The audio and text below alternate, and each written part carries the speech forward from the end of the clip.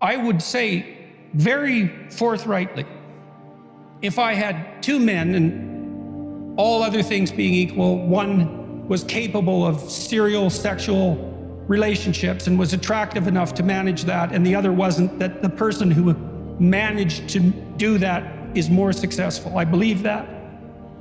So if you're abstinent because you're incapable, that is not a virtue. But you can't divorce something as miraculous as sexuality from your life.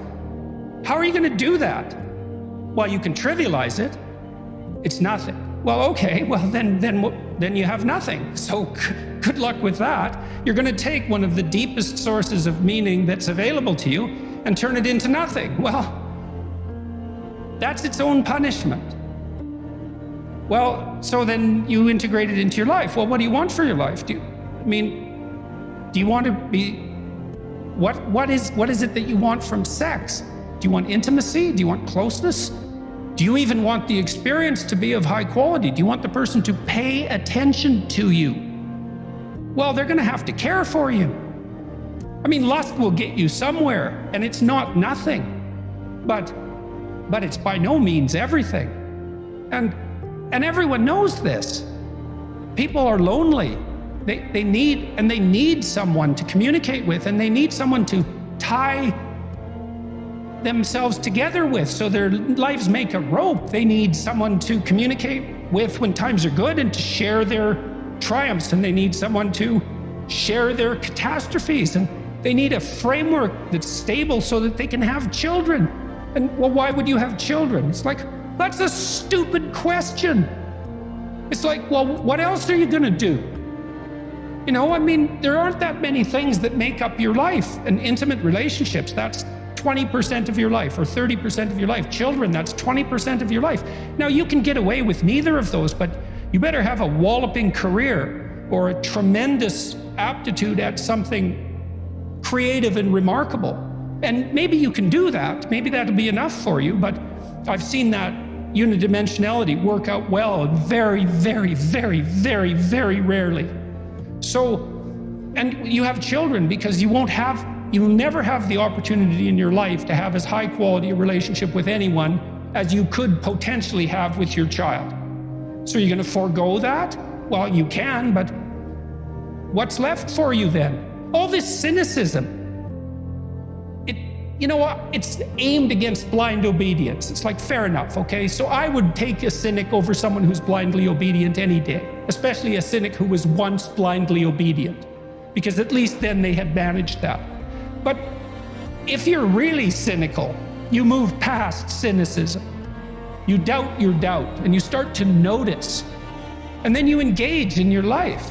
And so young people are being sold a shoddy bill of goods. Even if you're successful at what you pursue, say serial sexual satisfaction, Tinder, you're a hot Tinder item. It's like, well, if you're a male and you're attractive and you have an endless array of willing females, it's a gateway to psychopathy as far as I'm concerned, because you have to divorce your sexuality from the humanity of the people that you're engaged with sexually. Well, all that's going to do is make you hard and bitter. And I wouldn't recommend it. So, and it's not casual moralizing. You know, I'm not suggesting that naive abstinence is the right solution. But we're not doing a good job, Ben, of communicating the fundamental values of life. Many men aren't having the affairs of Tiger Woods. But that's not because they're good men, it's because they don't have, I think he said, a busload of Swedish bikini models waiting for them at the final hole. So the idea would be that you should conduct yourself so that you are attractive to many women, maybe that you have your pick of them, but then you should pick one. And that's a sacrifice. Obviously, that's a sacrifice of a sort.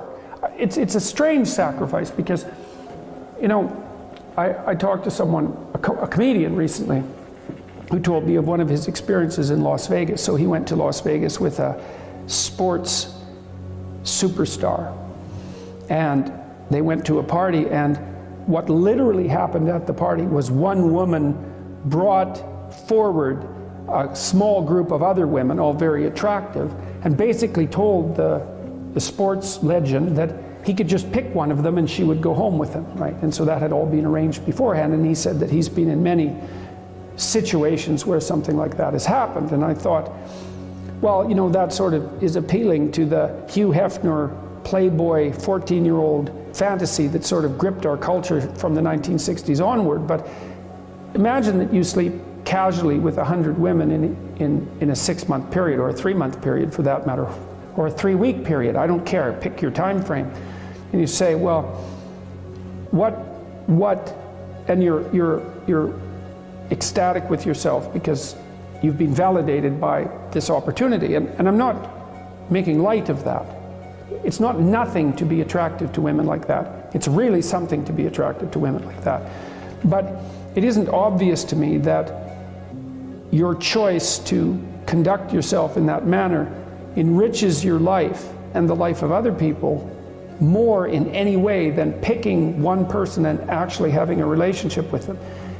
It's only true that that promiscuous pathway, let's say, is better if you can actually divorce sexuality from all the other elements of life. Say, well, it's about variety and it's about impulsive pleasure. Or maybe it could be even slightly deeper than merely impulsive pleasure. It could be shared impulsive pleasure. But I don't think you can do that, because sexuality isn't divorceable from family and from morality and from all the other elements of your life. And if you're mature, you know that. And so you make a decision. You make a decision not to capitalize on your opportunity, not to misuse your opportunities. And you know, a huge part of the Me Too phenomena, a huge part of this battle that's being played out in our culture is a consequence of the failure of men to recognize that. Now, it's not only the failure of men, let me be absolutely clear about that, because, for example, with the example of the sports superstar, the women who are lining up in front of him, parading themselves and offering themselves, are deeply complicit in this pathological game. And so it's pretty clear anthropologically as well that, you know, sexual choice tends towards a Pareto distribution, especially for men. So most men have very little selection at their disposal, and a small number of men have excess opportunities. The question is, what should that small number of men do? And you might say, capitalize on it and to hell with the consequences. And like, it's a powerful argument, but I do believe it's wrong. It destabilizes the society. And so, and I also don't think it does your soul any good, because the problem with treating other people as casual sexual partners, let's say, is that you also treat yourself that way simultaneously. And I don't think that that does you any good.